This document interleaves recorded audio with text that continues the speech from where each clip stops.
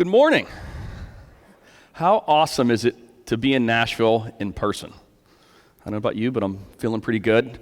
My son's in the audience, and he went down to Broadway last night, and I'm happy to report he's in the audience this morning. So things are starting off well. I do want to recognize Jeff. I don't know a more goal-oriented, frankly, more goal-oriented and more innovative person in our industry than Jeff. Jeff said some very kind words to me. The truth is, I've learned more about pharmacy from Jeff in a very short period of time than I think I could have going to school for pharmacy. And so, Jeff, I want to thank you for that.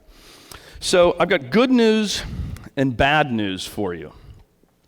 The good news is I've got a very short presentation. The bad news, since we're in Nashville, have you ever been to a concert in Nashville? Raise your hand if you have. Great concerts. Usually they have 1, 2, 3, 4 acts, right, before you get to the main act. The first act's the warm-up act. Here's your bad news. I'm your warm-up act. So you're going to have to bear with me for a minute. When Jeff and I were talking, and I reached out to Doug and Troy and a few other pharmacists that I particularly respect in the industry, said, hey, we've got to talk to everybody this morning. What do they want to know? What should we focus on? And we know a lot about what Pioneer's doing, constantly innovating. We know a lot about what QS1's doing.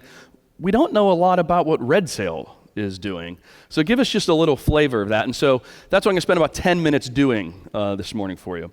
But I wanted to do it with a framework. Jeff talks about goals. I'll talk about frameworks. I'm a big believer in frameworks. It helps make the complex simple. And in business, simple's a lot better than complex. I like small problems, not big problems, right? And so this is a framework that I use when I'm trying to drive change management into an organization, when I'm trying to parent my children, and it's a really simple framework. If you want to change someone's behaviors, you can try to just change the behaviors, but you're going to spin your wheels. You really have to change their beliefs, right? You have to change what they believe in, because what you believe in is what you think about. What you think about is what you do, and if I want to change what you do, I got to go the whole way back upstream. So if you want to understand what RedSail's up to, you need to understand what we believe in, and I just want to walk through that. So let me start this way. A lot of people in this country think this is pharmacy, that these two vertically integrated monopolies are actually where care takes place. And as a result, if you believe that, then you're also willing to invest in it, right? So there's a lot of dollars that go to these vertical monopolies, right? We believe a little bit differently, right? At RedSail, we believe that all of you and all of your pharmacies really represent about 2/3 of the market. And it's true when you really look at independent single store owners, multi-store owners, health system, physician practice office, long-term care pharmacies. That's where the care is happening. The market doesn't believe it enough yet, but we do. So if that's what you believe, what are you going to do? Our view is if we believe that, then we better focus on it, set goals on it, and invest in it. And we believe that if we invest and innovate, you'll win. And if you win, our business wins. We also believe that if we do it right, we can convince others to invest dollars to help you create new revenue streams. So let me use that as a backdrop. So we've got a very simple framework. You'll hear that a lot from me. We had a four-phase strategy that we've been executing over the last couple of years. And I'll just take a few minutes to highlight what we're doing and what's coming relative to that strategy and why it should matter to you, right? The first one might sound counterintuitive. I just said we believe in you, and the first thing I'm going to say as part of our strategy is we're investing dollars in us. Seems counterintuitive. We believe if you want to be a great software company, you need to do basically 3 things. Provide great customer support, continually drive features into the market, and have the courage to invest in architecture. The third one a lot of people don't want to do because you don't see the benefits of that for years, but if you don't do it, it'll hit you like a ton of bricks in 10 or 15 years. So the first piece of our strategy is we had to make sure that we're providing you world-class support. We didn't have to look very far. We can look to Pioneer for world-class support. Pioneer has been recognized in the industry, as Jeff and team should, for providing world-class support. Call times are world-class under 2 minutes. Escalations are world-class. But we also believe in continuous improvement. So this year we've increased our investment by about $2 million in just Pioneer support. We did that for 2 reasons. One, to be very honest, We were not immune from the pandemic. We're not immune from the Great Recession. And we kind of got taken a little bit by surprise early this year, and we started seeing our call wait times increase, very uncharacteristic for us. And so we invested to fix that and get out ahead of the curve. We can see, now we understand what the Great Resignation and the churn in remote workforce is doing. We understand that now.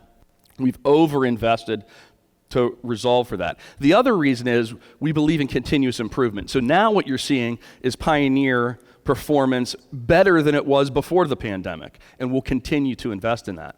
The two slides actually represent QS1. About 2 years ago, we acquired QS1, and we promised QS1 customers two very specific things.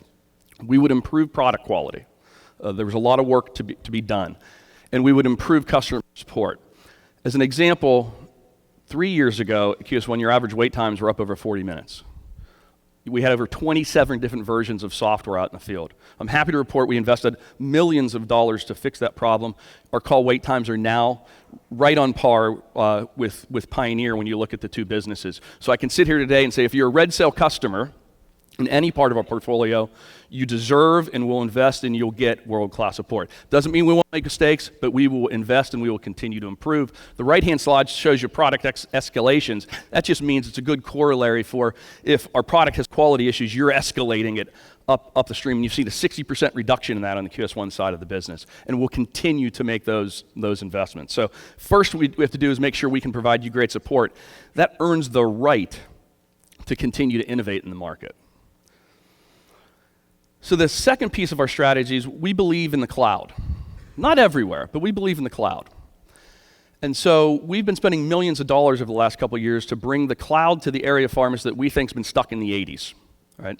And so if you look at long-term care pharmacy, a lot of the tools that have been used over the decades are still literally from the 80s.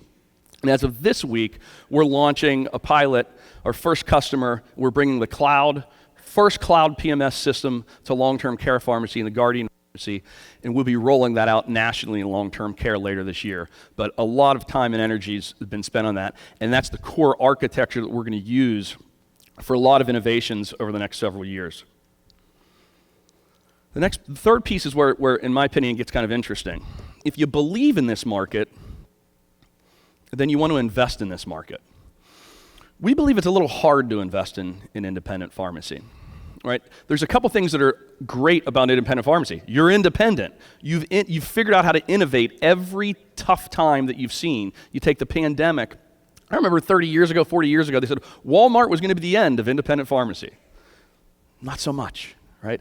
That's because you're innovative entrepreneurs. But to invest in independent pharmacy, you need to make it easier. If you're in a manufacturer and you've got to go deal with 20, 30, 40,000 stores, that's hard. Right? So how do you preserve the independence and entrepreneurship, but make it easier for dollars to flow into pharmacy?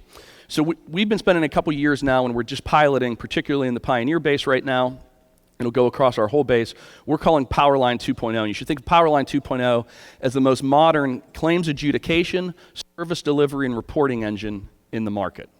And the reason we're doing that is to make it easy technologically for people to invest in services that can provide you new revenue streams. Our first pilot of that is in about 30 stores right now, and we're piloting a GSK shingles program, shingles education program.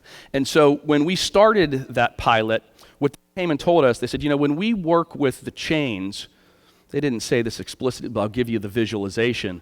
It's a shotgun approach. We get about 10% of the education delivered to the targeted patients we're trying to reach. We think that stinks. That's a horrible marketing strategy.